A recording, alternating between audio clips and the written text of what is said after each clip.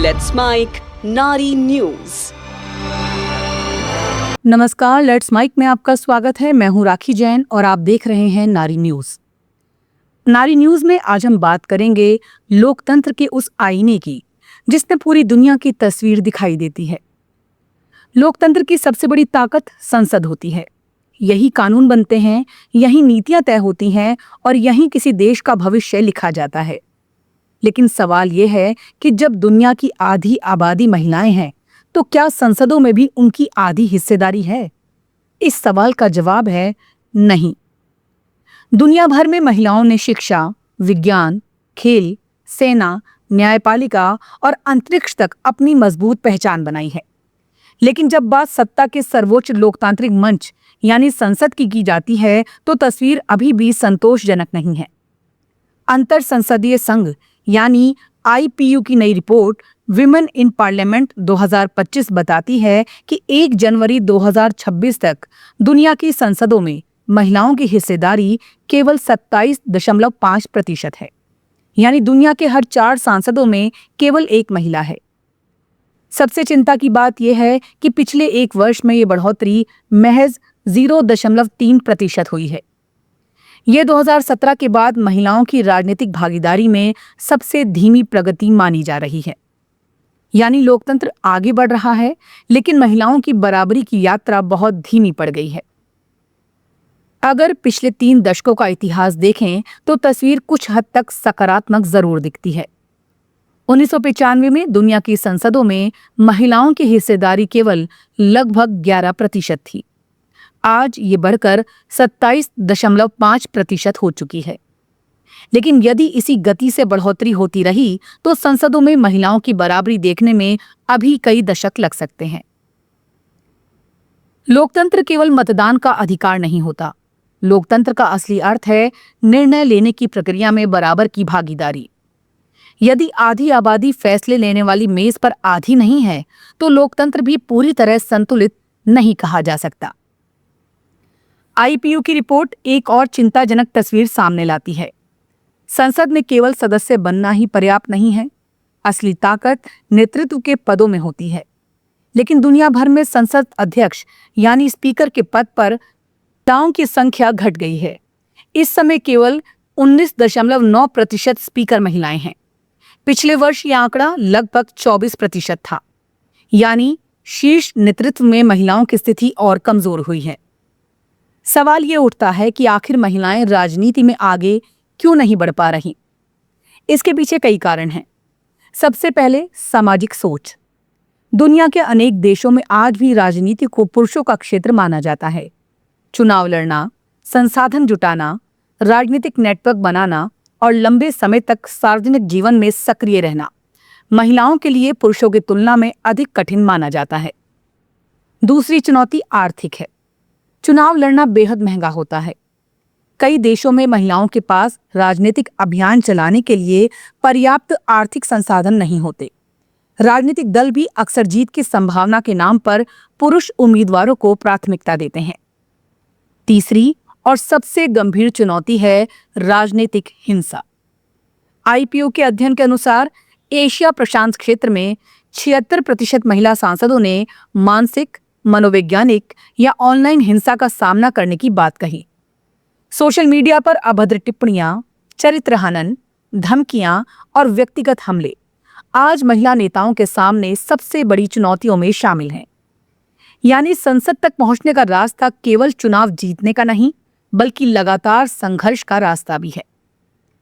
हाल ही में किए गए एक अन्य अध्ययन में पाया गया कि महिला सांसदों को पुरुष सांसदों की तुलना में ऑनलाइन ट्रोलिंग, धमकी और व्यक्तिगत हमलों का कहीं अधिक सामना करना पड़ता है।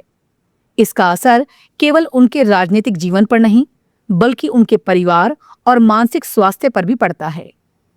यही कारण है कि कई योग्य महिलाएं राजनीति में आने से पहले ही पीछे हट जाती हैं।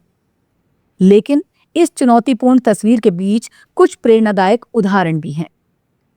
दुनिया में रवांडा आज महिलाओं की राजनीतिक भागीदारी का सबसे बड़ा उदाहरण है। वहां संसद में महिलाओं की हिस्सेदारी 60% से भी अधिक है। यानी वहां महिलाएं केवल प्रतिनिधित्व नहीं कर रही, बल्कि बहुमत में हैं। लैटिन अमेरिका के मैक्सिको, क्यूबा और निकारागुआ में भी संसद में महिलाओं की भागीदारी लगभग बराबरी या उससे अधिक हो चुकी है।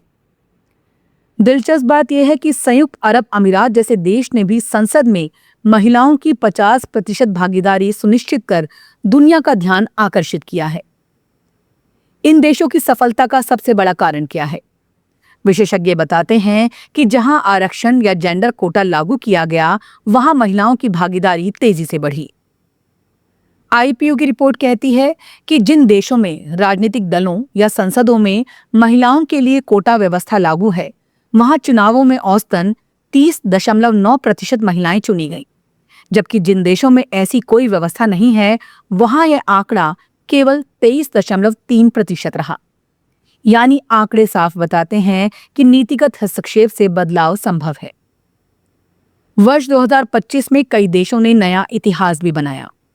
ऑस्ट्रेलिया में संसद में महिलाओं की हिस्सेदारी बढ़कर 46% पहुंच गई। चेक गणराज्य में पहली बार लगभग 1/3 सांसद महिलाएं बनी।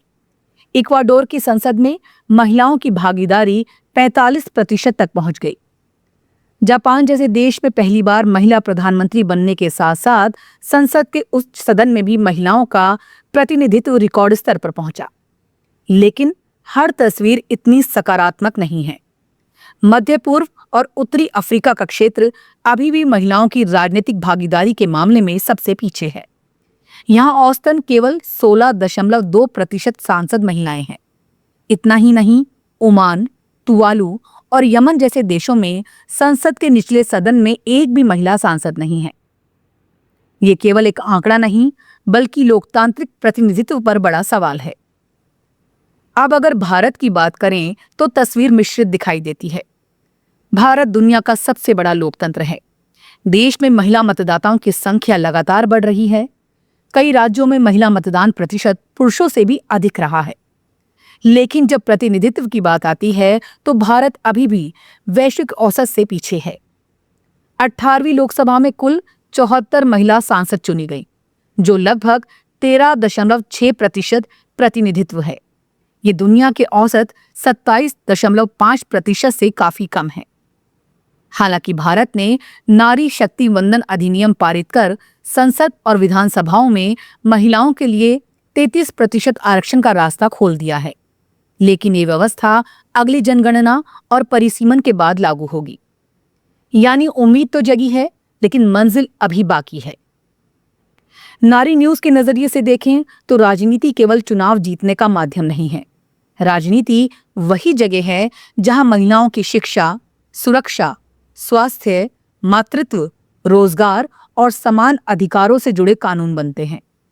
यदि इन कानूनों को बनाने वाली मेज पर महिलाओं की आवाज कम होगी तो महिलाओं के मुद्दे भी पूरी ताकत से सामने नहीं आ पाएंगे।